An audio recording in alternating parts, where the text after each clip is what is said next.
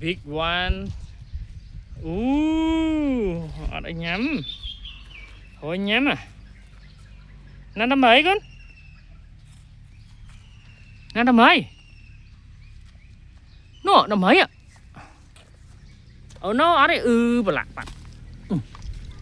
Ini kan pon. Nó đâm mấy. Nó đâm mấy con. Nó đâm mấy hai mấy mà.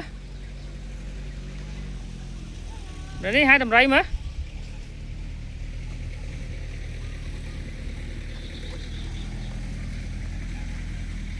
Berani mà mưa ôn. Ở tới. Oh my god. Ôi ăn tới nọ mưa mới ạ. Nọ mấy ạ, hồi nhắm ạ. Định vấn.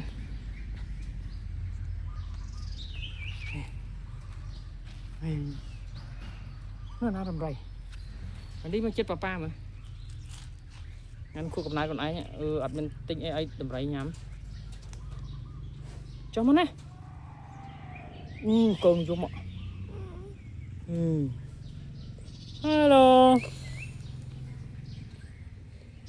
Hi. Heo ở đây nhắm. Không mưa.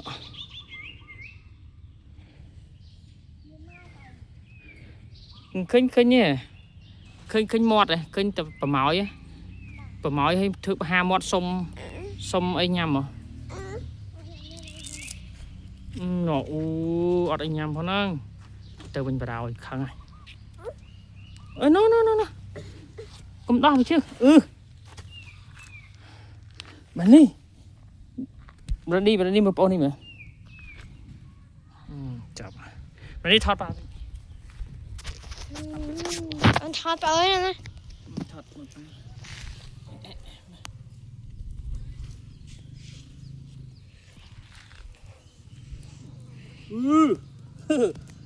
Khởi chắc. Lại chuyện á. Nổi xoát tay chai rồi. Dũng ạ. Dũng nữa. Nó là tuổi thế. Nè.